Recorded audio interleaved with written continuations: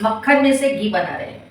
हर कोई मक्खन में से घी बनाता है, लेकिन हर कोई मक्खन में से घी बनाने का फायदे भी अच्छे हैं वो भी जानता है, लेकिन मक्खन में से घी ज़्यादा से ज़्यादा मक्खन कैसे निकले।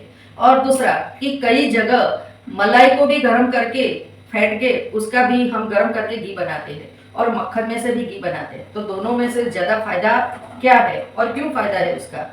और तीसरा है कि हमें मलाई मक्खन को कब तक गर्म करना है और उसका जो कीटू है वो कौन से कलर का होना चाहिए, तब तक हमें घी बनाना है, वरना ये फायदे से बजाय नुकसान देता है। तो सबसे पहले ये टिप्स है कि देखो मेरा 500 ग्राम ये मक्खन है, तो सबसे पहला तो कभी भी मलाई को गर्म करके, पहली टिप्स बता देती हूँ कि मलाई को भी गर्म करके घी निकलता है और मक्खन को भी गर्म करके घी निकलता है, लेकिन कभी भी मक्खन को गर्म करके घी ना बनाए। इससे समय तो बच जाएगा, आपको करने में आसानी भी होगी, लेकिन मक्खन में से जो घी निकलता है वो हमारी हेल्थ के लिए गुड है।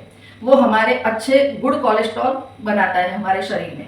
जब मक्खन में से घी निकलता है तो गुड कोलेस्ट्रॉल बनाता है और वो हमारी हेल्थ के लिए बहुत फायदेमंद है। और दूसरा कि वो घी पाचन में बहुत इजी बन जाता है, जल्दी से पच जाता है। जब हम मलाई में से घी बनाते हैं तो पहली बात तो ये है कि समय बचेगा, लेकिन बहुत में घाटा भी पड़ेगा।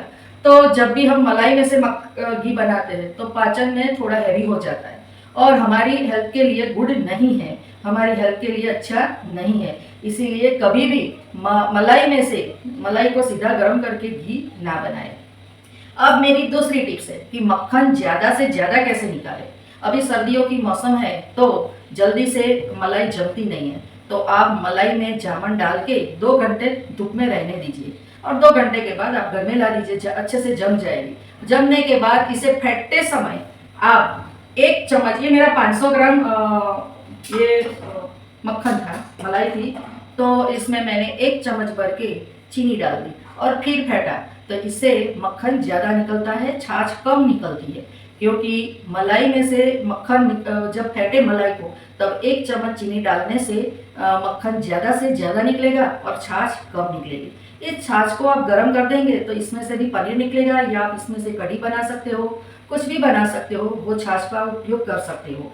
अब तीसरी बारी ये है कि ये मक्खन को कहाँ तक हम गर्म करेंगे। अगर मक्खन को हम ज़्यादा से ज़्यादा गर्म करते हैं और इसका जो कीटू है उसका कलर डार्क रहने देते हैं तो वो हमें रिफाइंड ऑयल जैसा काम देगा और वो हमारी सेहत के लिए अच्छा नहीं है। तो मैं आपको ये भी बता रही हूँ कि मक्खन को कहाँ तक गर्म करेंगे। मक्खन को गर्म करने के बाद उसके बाद में जो खोया निकलता है वो खोया का कलर कैसा होना चाहिए। अगर हम वो खोया का कलर ज़्यादा डार्क करते हैं तो वो घी हमारी सेहत के लिए बिल्कुल अच्छा नहीं है। तो आज मेरे वीडियो में मैंने काफ़ी कुछ समझा दिया। अब ये मक्खन बना के उसका जो खोया है लास्ट में वो आपको किस कलर का होना चाहिए और आगे की बात कि वो उसका यूज़ हम कहाँ कहाँ करेंगे। देखिए, अब जब घी हम गरम करते हैं, मक्खन गरम करते हैं, तो इसका ये जो खोया निकल रहा है वो आप देख रहे हैं ज़्यादा नहीं निकला है, लेकिन इसी स्टेज पे हमें बंद करना है। अगर हम ज़्यादा ब्राउन करते हैं तो उसके जो गुण हैं वो रिफाइंड ऑयल होता है ना, वैसा बन जाता है। इसीलिए घी को जब भी मक्खन को जब भी गर्म करें तो घी बनाते समय तो उसे ज़्यादा से ज़्यादा बिल्कुल गर्म ना होने दें। बस इसी स्टेज पे आप देख रहे हो कि इसका जो ये मावा है अंदर का वो लाइट ब्राउन कलर का हुआ है। बस इसी स्टेज पे इसे हमें बंद करना है गैस, वरना ये हमारी सेहत के लिए इतना फायदेमंद नहीं रहता। आप देख रहे हो कैसा है, बस इसी स्टेज पे हमें बंद करना है। ज़्यादा ब्राउन करने की ज़रूरत भी नहीं है और करना भी नहीं है, वो हमारी सेहत के लिए बिल्कुल फायदेमंद नहीं है।